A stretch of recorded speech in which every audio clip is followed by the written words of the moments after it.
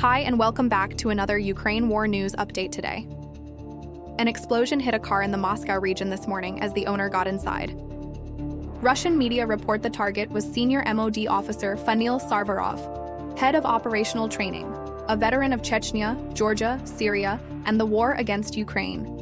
An IED was planted under the vehicle. Initial reports spoke of critical injuries. Later updates claim he was killed on the spot. Next, Ukraine's military intelligence, HUR, together with local resistance, destroyed 2 Russian fighter jets, a Su-30 and Su-27, at an airfield near Lipetsk overnight on December 21st. The carefully prepared operation took 2 weeks, with Russian losses estimated at up to $100 million. Russian mill bloggers are openly frustrated after Ukraine released footage showing unknown individuals infiltrating Lipetsk 2 airfield, entering fighter cockpits, casually setting fire to Su-27 and Su-30 aircraft, and exiting without apparent loss. Now to Finland. Finnish President Alexander Stubb stated that only the most difficult 5% remains before a peace agreement on Ukraine can be reached. He praised U.S. diplomacy and sanctions on Russian oil, emphasizing strong unity among Ukraine, the EU, and the U.S. after recent Berlin talks. Now, an interesting picture. A mysterious drone with a parachute and suspected explosive device was found by hunters in a Romanian forest, Digi24 reports. With a wingspan of 2 meters, the drone's origin remains unknown. Authorities say it's not linked to the nearby NATO base, nor have they confirmed any connection to the war in Ukraine.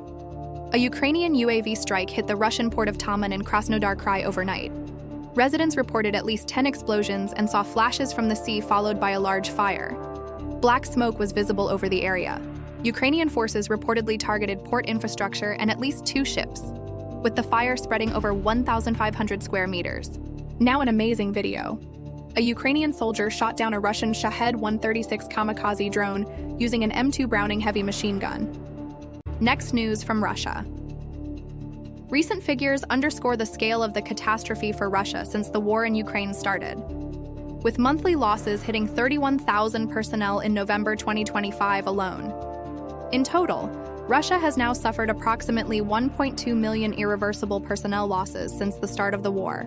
Russia has now lost over 1% of all men in the country due to the ongoing conflict. Recent figures underscore the scale of the catastrophe. As on December 17th alone, Russian forces lost 1,730 soldiers in one day. For November 2025, the Ukrainian General Staff estimates monthly Russian losses at 31,000 personnel, marking the 3rd consecutive month of rising casualties. Day after day, casualty updates add between 1,000 and 1,700 men, reflecting an army being consumed at a pace unseen in modern warfare. The scale already exceeds the total combat losses of the United States during World War II. Yet after nearly 4 years of fighting, Russia has failed to fully capture even a single major Ukrainian city.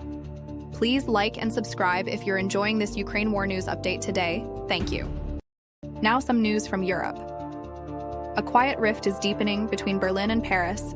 Germany's push to use 210 billion euros in frozen Russian assets for Ukraine was quietly blocked when Macron pulled back, citing legal and financial concerns. Merz, leading a more assertive Germany, was left blindsided, just as France, weighed down by debt, stalls on key EU decisions. The 90 billion euros to Ukraine loan passed, but tensions still remain. Next, Ukraine's Foreign Minister Andriy Sybiha condemned Russia's abduction of around 50 civilians, mostly elderly women, from Hrabovsky, a border village in Sumy region. He compared the act to tactics used by ISIS or Hamas and called for global pressure to secure their release.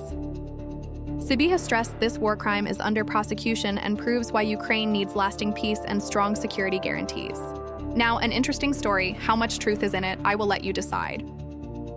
People's Deputy and 5th President of Ukraine, Petro Poroshenko, commented on the FP-5 Flamingo missile, saying, "They exist, but they don't hit targets. They look impressive on launch, but rely on old engines from a limited stockpile I created. Flamingo only works effectively when paired with Neptune. On its own, it misses." Next up, to America. U.S. Vice President J.D. Vance took a jab at Ukraine aid, saying, "We help American seniors by cutting Social Security taxes because we believe in honoring our parents, not sending all their money to Ukraine." Now some interesting photographs. A new photo shows the aftermath of the December 18th strike on the Valery Gorchakov tanker in Rostov. The bridge and engine room were hit, sparking a fire. 2 crew members, a cook and 3rd engineer, were killed, while the 1st officer and 2 sailors were injured. The stern took on water and sank up to the level of the superstructure. Next up, NATO Secretary General Mark Rutte warns that China and Russia could coordinate attacks on Taiwan and Europe. He believes if China acts militarily, Russia, its junior partner, won't hesitate to divert the West's attention by escalating in Europe. We must be prepared, Rutte stressed. Thanks for listening to Ukraine, the Dark and Light. Please like, subscribe, and share.